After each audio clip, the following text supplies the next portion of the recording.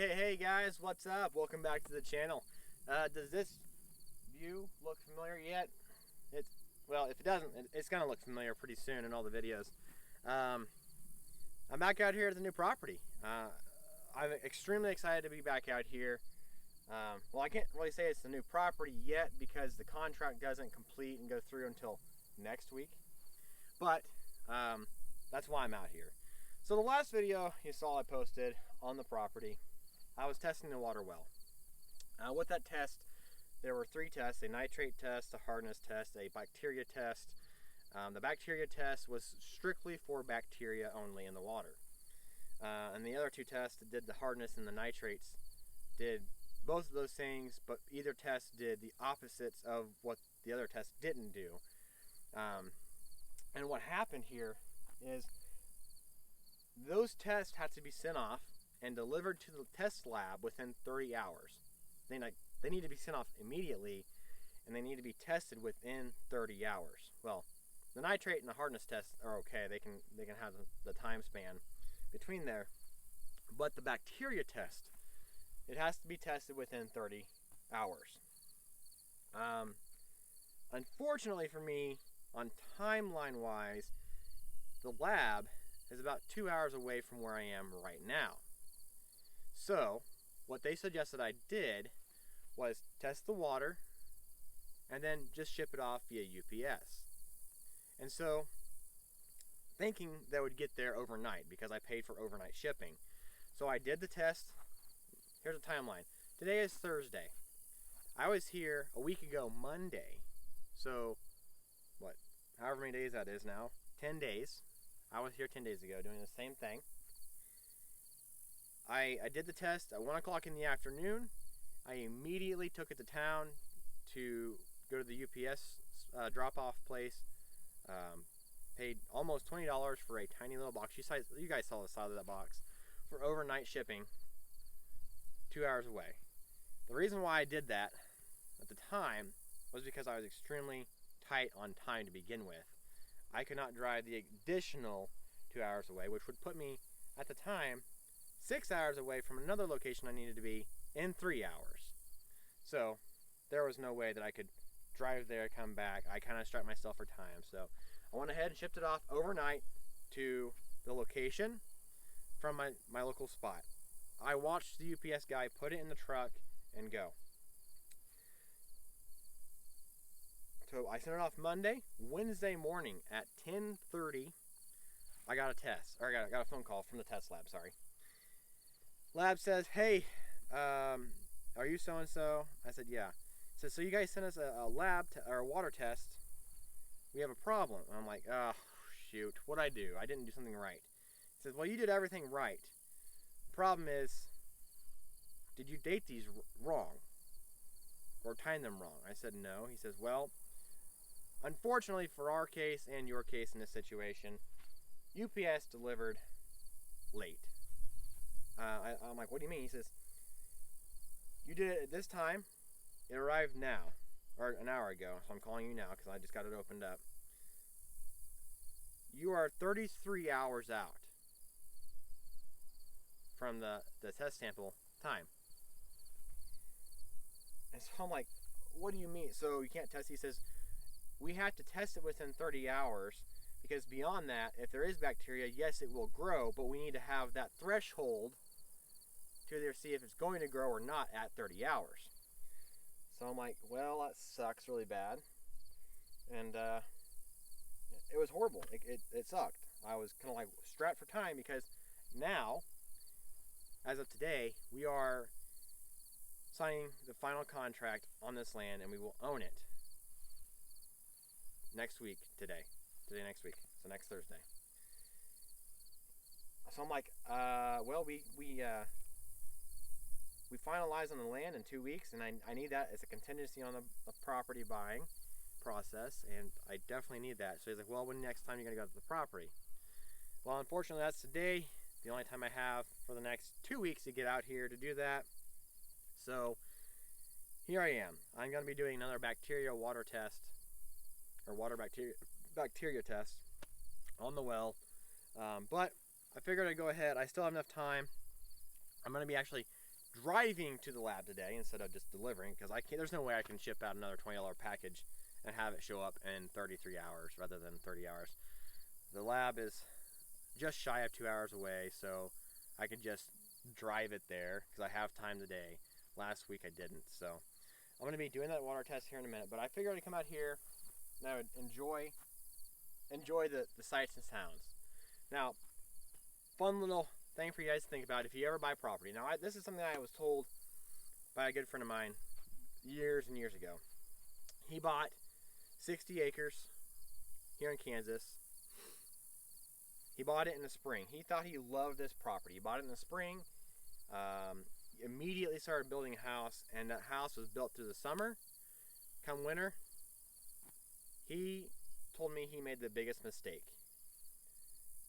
And I'm like, what do you mean? He says, I didn't look at the land in all seasons, in all weather types, and now I'm stuck with it.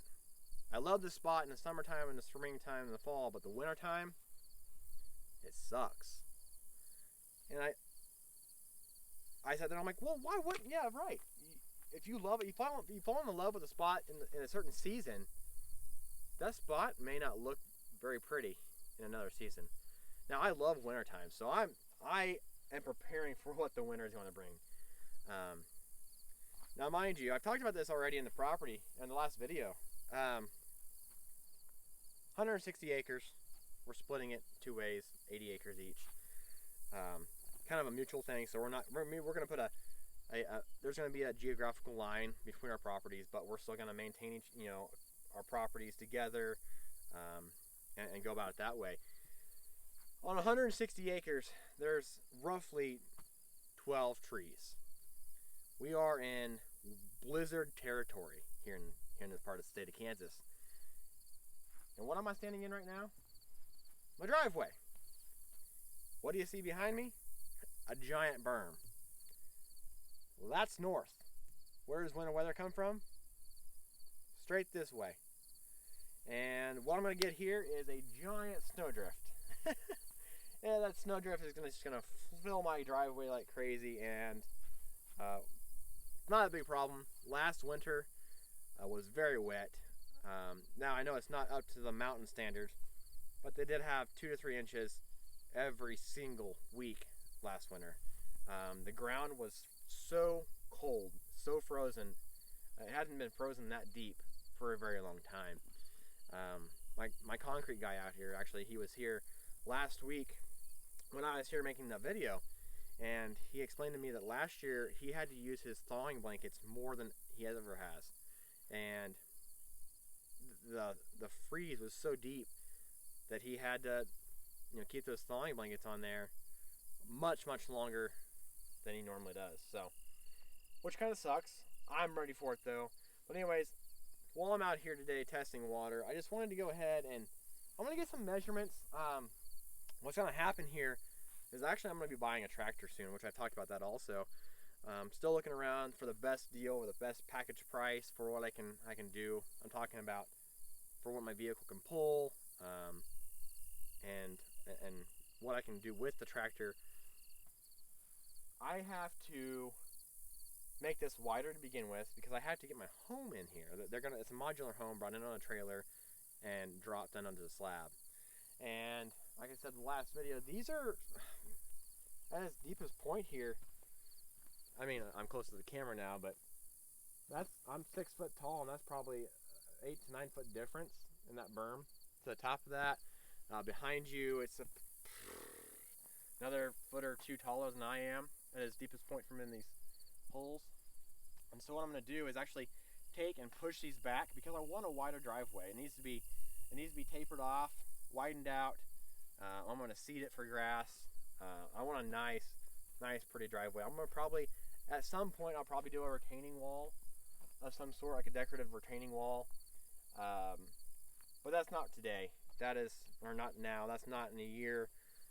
Right now, I just need to I'm going to have to get this stuff all pushed back and widened out and lowered down. Actually, probably the ground brought up, but definitely do all that before the construction starts.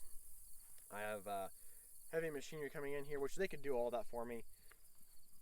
They could knock this entire berm down, bring down the ground, level it out, taper it out. They could do that all for me within an hour or two with, you know, a dozer and a excavator of some sort. But for $90 an hour, at $90 an hour, those meters run. Whether they're, if the machines are running, the meters are running, and if they're not moving equipment, I'm not paying that $90 an hour. That's minimum in this area. And so, again, another good use for a tractor is to fix my driveway. So I'm extremely excited for that. So I'm going to do some measurements real quick, just off camera. I mean, right now, I've got maybe a good 10-foot driveway, pushing 11 feet. This thing is going to be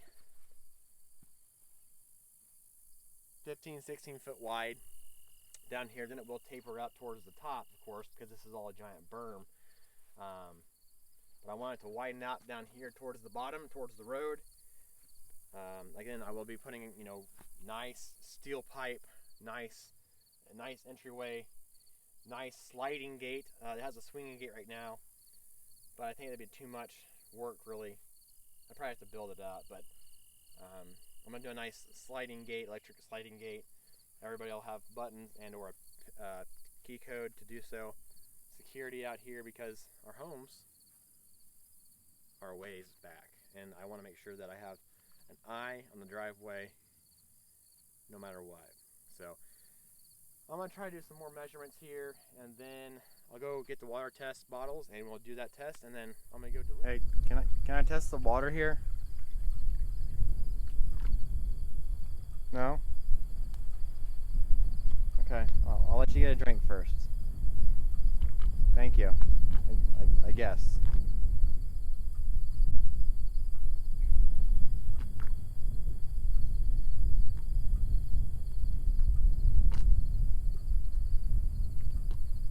Alright, so here I am. Like I said, another week out. And this time I have 3 of these water tests for coliform bacteria only. They are sealed. So what happened last time was the test bottle that I got originally was not sealed. I didn't realize it. They were all open, like, or all free capped. I read the instructions, went about my way, then I read the instructions again, and I'm like, but it says there's supposed to be little pills in there, or like some kind of, if you can see those little white crystals in there, that is what was supposed to be in my original bottle. That is not why I'm back out here, but that was a concern of mine, and so I went back to the office where I got that original test, and well, it was wrong. We got a new bottle then, and then it showed up late. So anyways, I'm gonna do 3 of these. No good place to put them right now.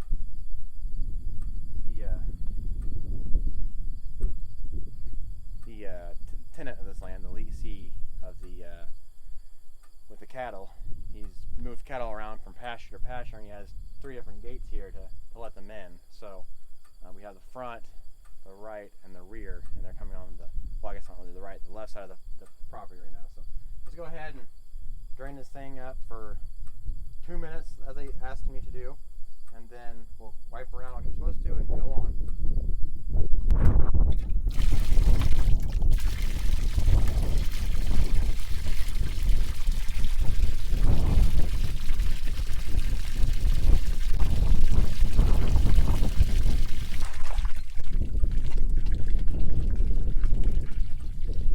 Alright, so now we're back.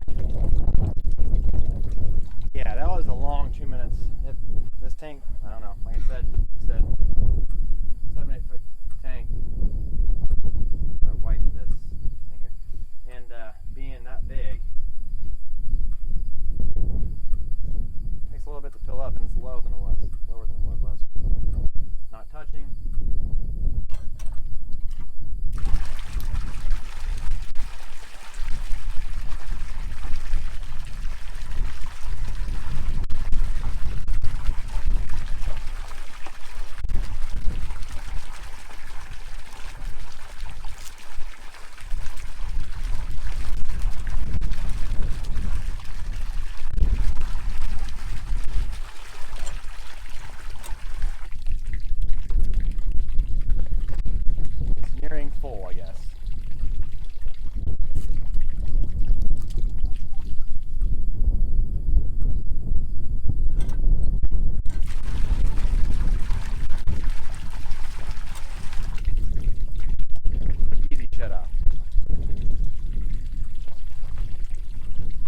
Alright, so got one more thing to do out here, and then getting this off to the lab.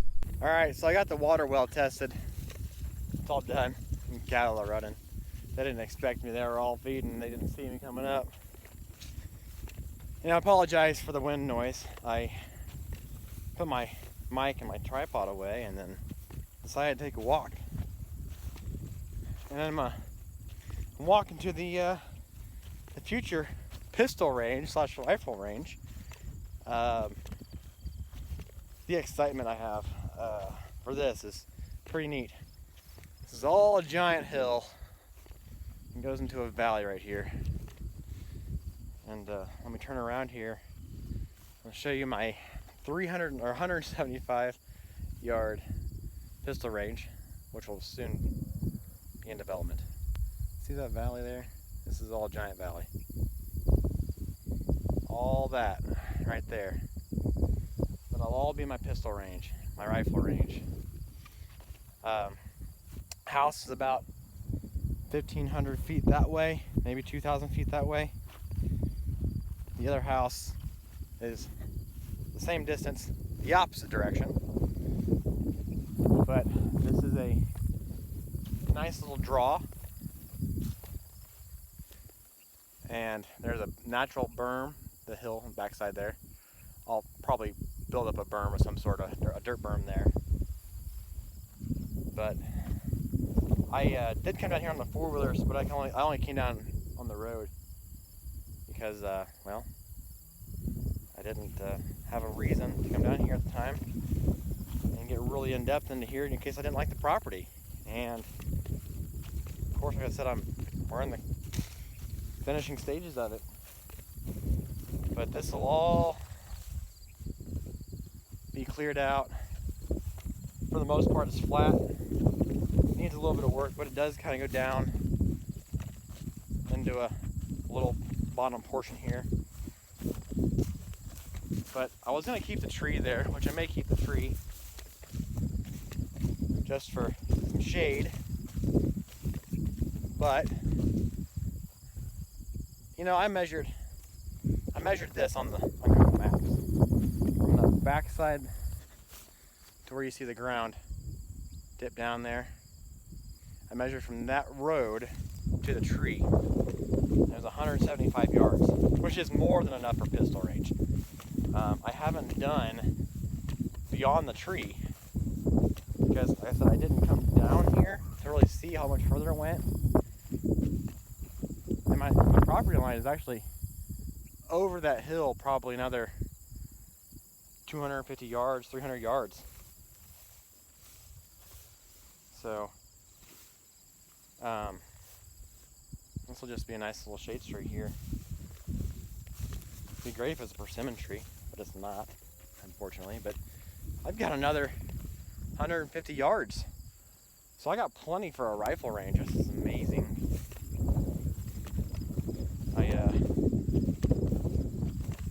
I'm so excited, guys. I have several friends that follow me here on YouTube who are, in one way or another, helping with this giant process and life change. I just wanted to take a shout out to you guys. This is something I've dreamed of, my wife has dreamed of for a long time. Not necessarily this, the land purchase, but the entire thing. I need some muck boots. Look at this. It's sprinkled this morning and my ankles are soaked. So I've got a good 400 yards here of clearing. And this is actually what I had told you guys. I was gonna have an intersection for a rifle range. A T. Have a rifle range running north and south through this valley. This is the valley that intercepts it. So in between that right there, that's the valley I'm talking about. This is like a dry creek.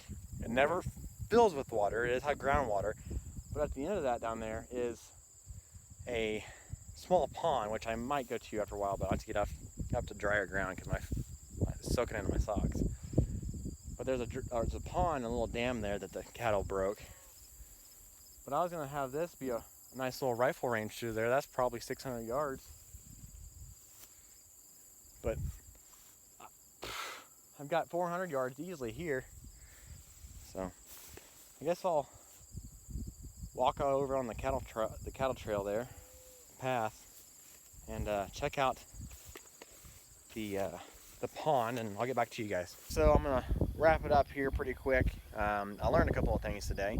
First of all, this land is fun and gorgeous to walk on, except for the day it had a little bit of moisture and it's pretty wet. My pants are soaked. I'm gonna get some muck boots or some rubber boots next time I'm out here. But this is also going to be the location where I'm going to put my camper, and then directly north of it here, where there's no windbreak at all on top of this hill, is I'm going to put like not a lean-to necessarily, but I guess it could be a lean-to with a northern wall, basically to stop the wind from the winter from smacking the camper right away. I was going to put the cabin, or buy a cabin and put it here, but the pricing and stuff is not feasible. But the cabin or the camper idea, I've got some leads on some good quality cheap campers. Not completely torn down yet, but they are lower priced campers and within my budget. So I'm just going to run service from this pole, make a little 220, 110 outlet right here, and then on my way. Got water, got power, toilet can be mobile, 5-gallon bucket, I don't care.